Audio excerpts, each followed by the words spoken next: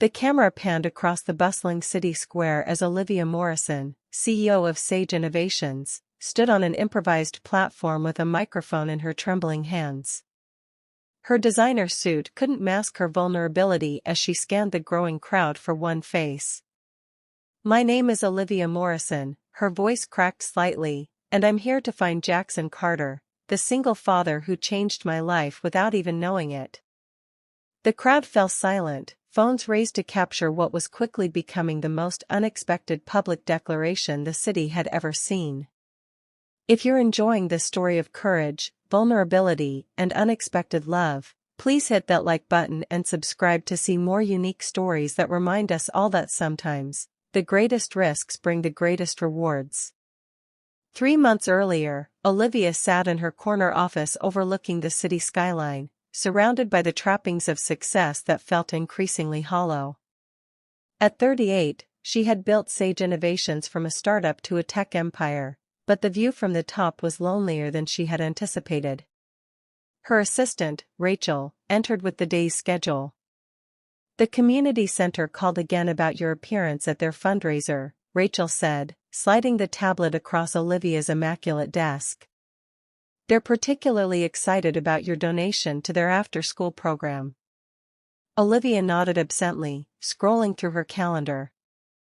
Public appearances were part of the job, carefully orchestrated opportunities to enhance the company's image while keeping her personal life safely guarded behind well-crafted press releases. "Also," Rachel hesitated, "your mother called." "Again?" Olivia's shoulders tensed.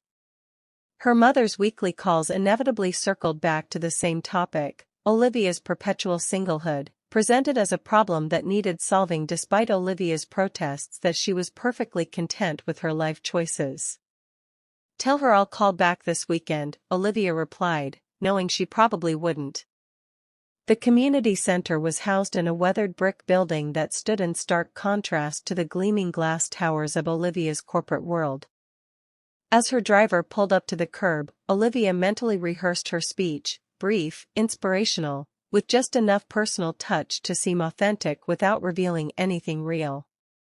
Inside, children's artwork lined the walls, and the sound of laughter echoed from distant rooms. Olivia was led to a small office where the center's director, an older woman named Grace, greeted her warmly.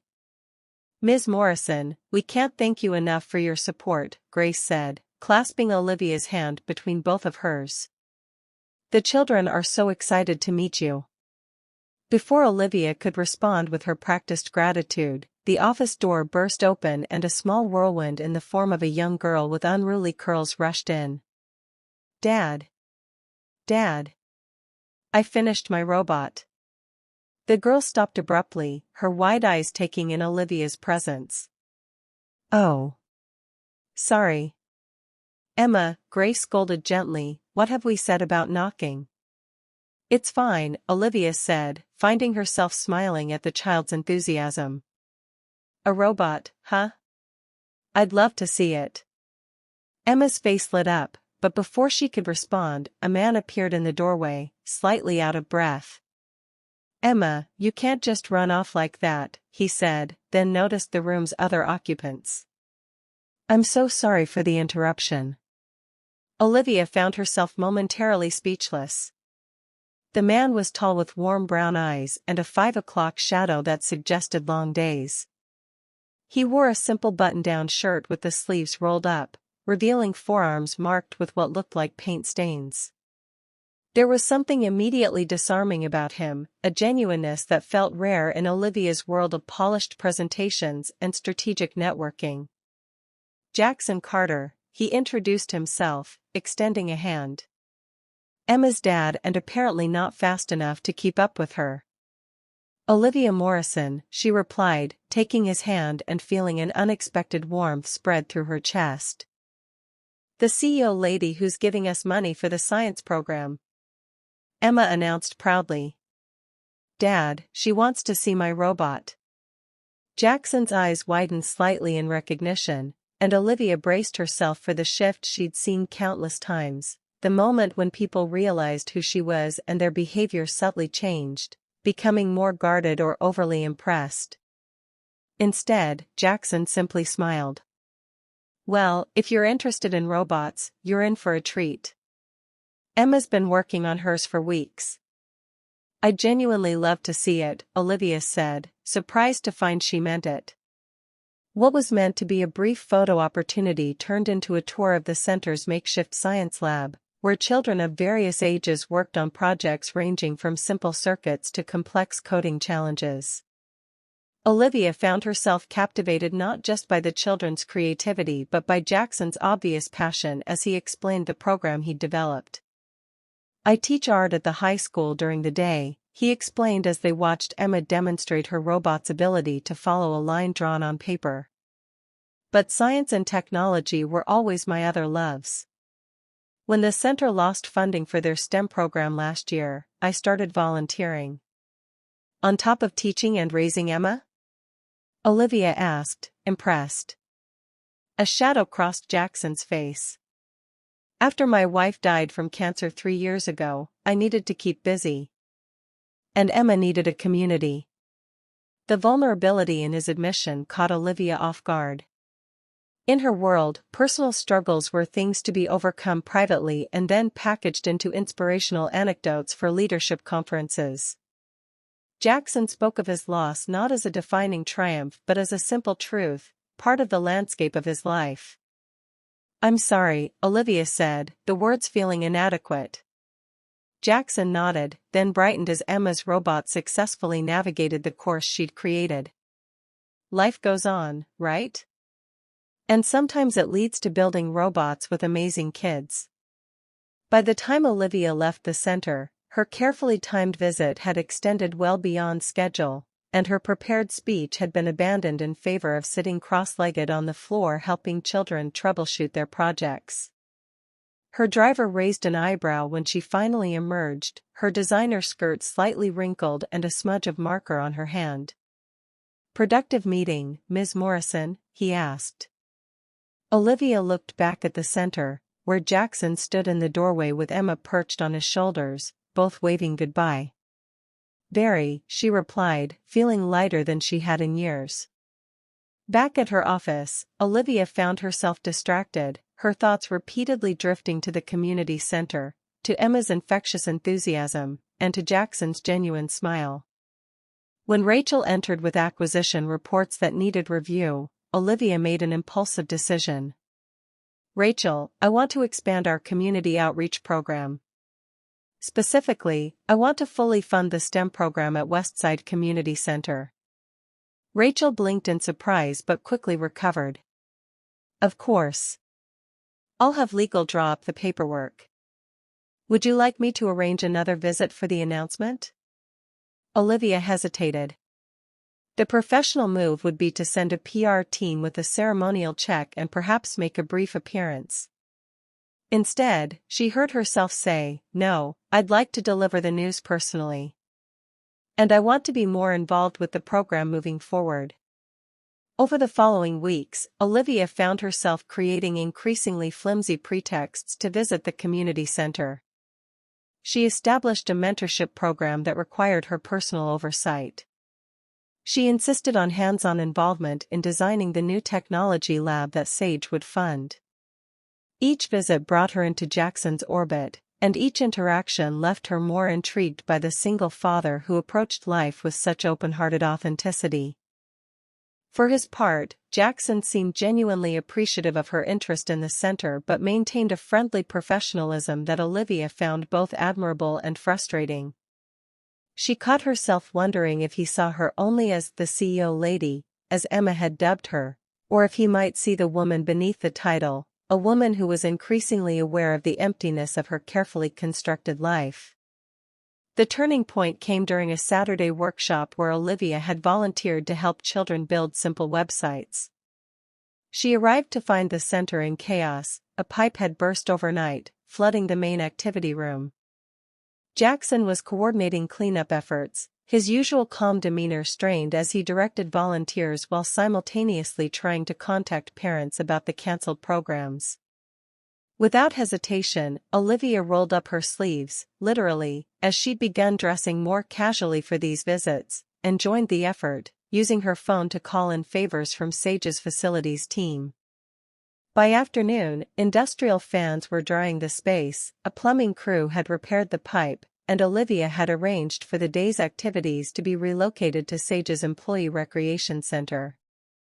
As children boarded buses for the impromptu field trip, Jackson approached Olivia, exhaustion and gratitude evident in his expression. "You saved the day," he said simply. "Thank you." Olivia shrugged, uncomfortable with his earnestness. "I just made a few calls." "No," Jackson insisted, "you did more than that. You could have walked away from this mess, but you jumped in without hesitation. That says a lot about who you are." His words struck a chord. Who was she, really?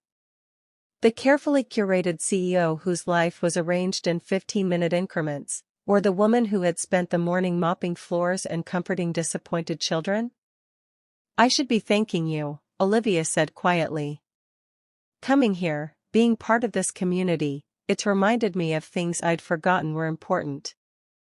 Something shifted in Jackson's gaze, a recognition, perhaps, that they were no longer just the CEO and the volunteer teacher, but two people standing on the edge of something meaningful.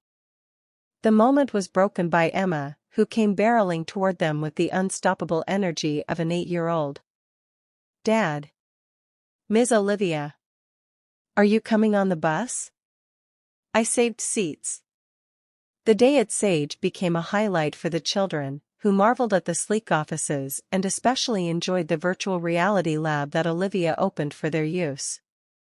As the afternoon wound down, Olivia found herself sitting beside Jackson in the company cafeteria, watching Emma and her friends experiment with the ice cream sundae bar that Olivia had arranged as a special treat. "You're good with them," Jackson observed. "The kids. They respond to you." Olivia laughed softly. "That's high praise coming from a teacher." "I mean it," he insisted.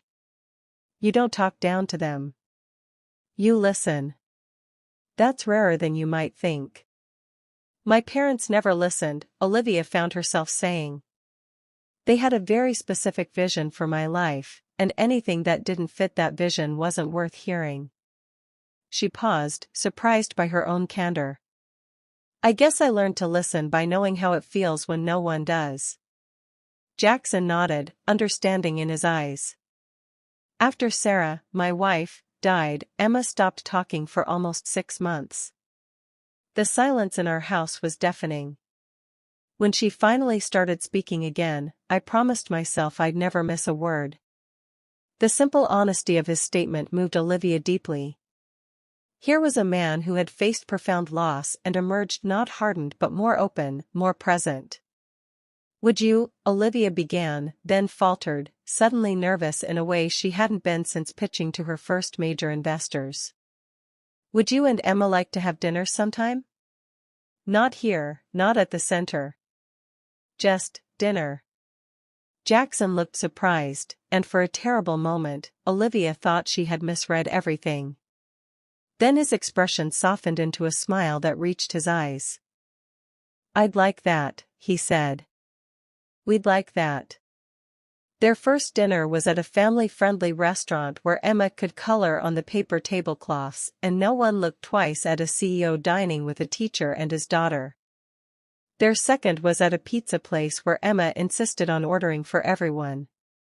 By their third dinner, Olivia had stopped counting, and the evenings had expanded to include weekend outings to museums and parks. Olivia found herself sharing parts of her life she had kept carefully compartmentalized, her childhood in a household where achievement was the only acceptable currency, her struggle to maintain her humanity in a corporate world that often rewarded its absence, her growing fear that in building her company, she had forgotten to build a life. Jackson, in turn, spoke of his grief after losing Sarah to cancer, of learning to be both mother and father to Emma, of finding purpose in teaching and in creating spaces where children could discover their own potential. He spoke without self-pity but with a raw honesty that Olivia found both painful and refreshing. What neither of them spoke about was the growing tension between them, the lingering glances, the brush of hands that sent electricity through Olivia's body, the way conversations sometimes trailed into loaded silences. Olivia, accustomed to direct approaches in business, found herself uncharacteristically hesitant in matters of the heart. And Jackson, she sensed, was cautious for reasons that went beyond ordinary dating anxieties. The answer came from Emma, who had grown increasingly attached to Olivia. During a Saturday spent baking cookies in Olivia's rarely used kitchen, Emma casually dropped a bombshell while measuring flour.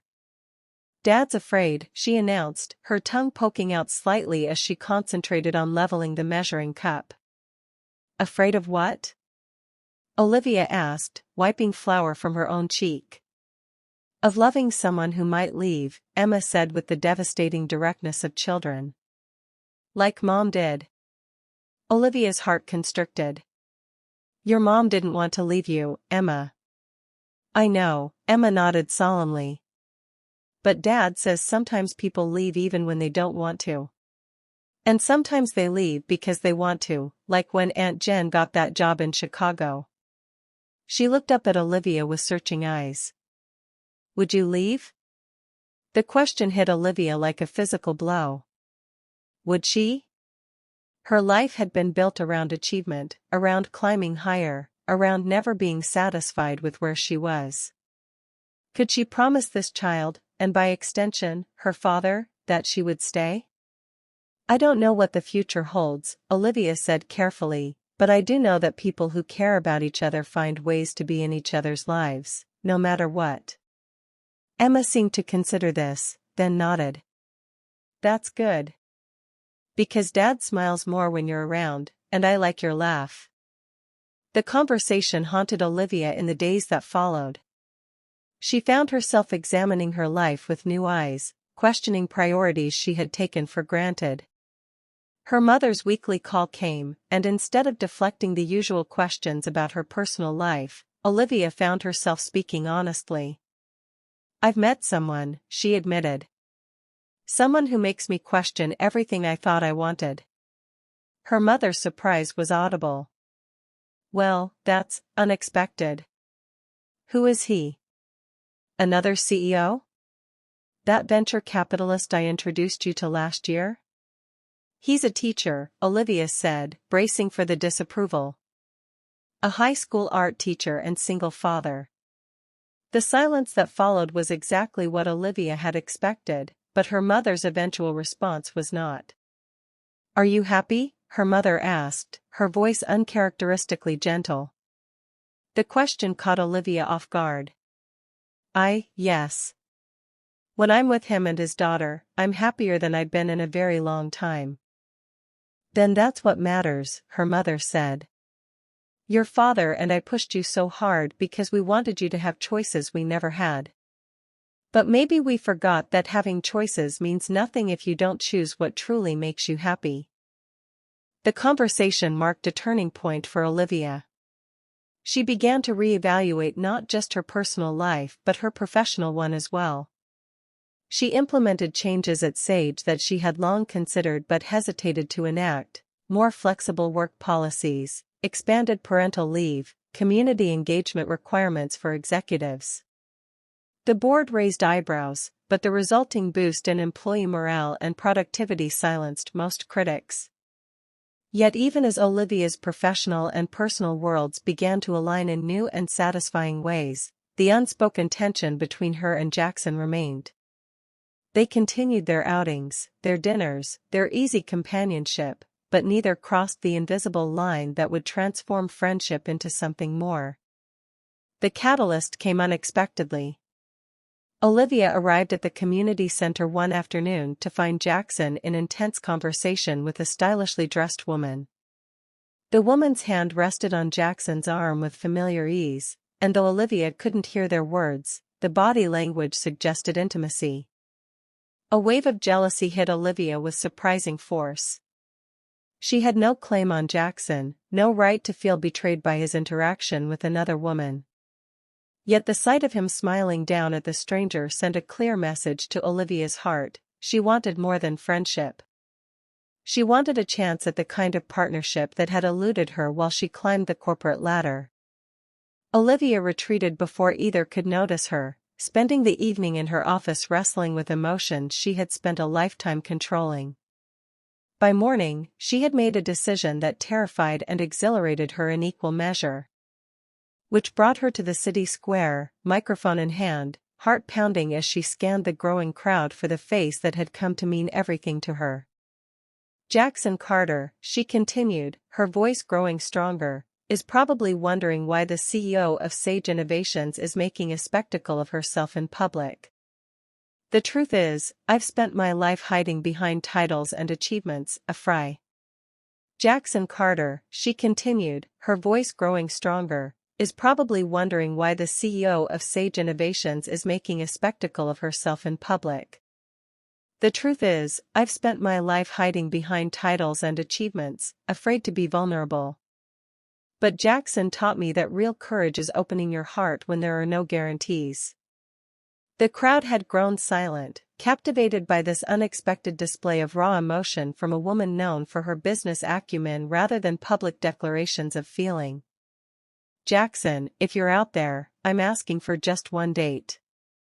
One official date where I can tell you that you've changed my life by showing me what really matters. For a moment, there was only silence.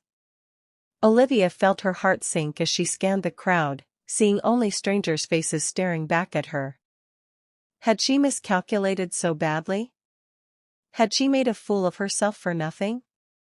Then the crowd began to part, and there he was, Jackson, moving toward the platform with Emma bouncing excitedly at his side. His expression was unreadable as he approached, and Olivia felt her breath catch in her throat. When he reached the platform, he looked up at her with those warm brown eyes that had first captured her attention months ago. You know, he said, his voice carrying in the hushed square, most people just send a text. The crowd laughed, and Olivia felt her face flush. I've never been most people, she replied, her microphone capturing the exchange for everyone to hear. Jackson smiled then, a full, genuine smile that reached his eyes. No, you certainly haven't.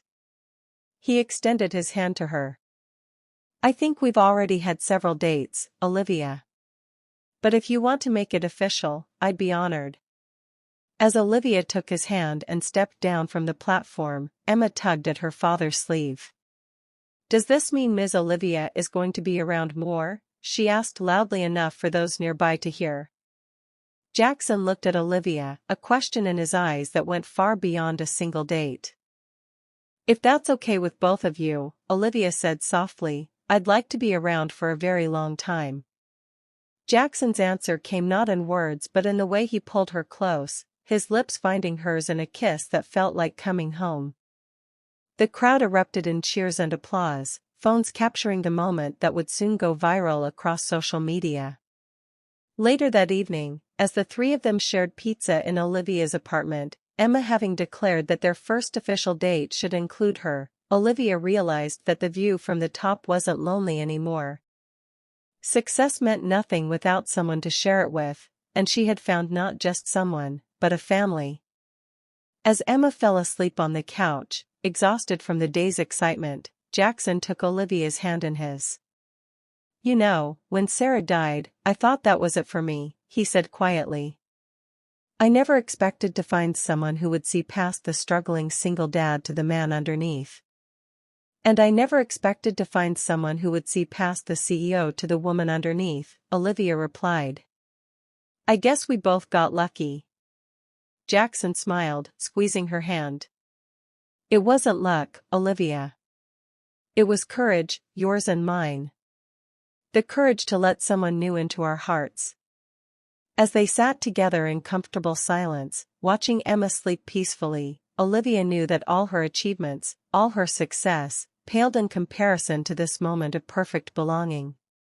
She had finally found what she hadn't even known she was looking for, not just a partner, but a family, a home, a place where titles didn't matter and love was the only currency that counted.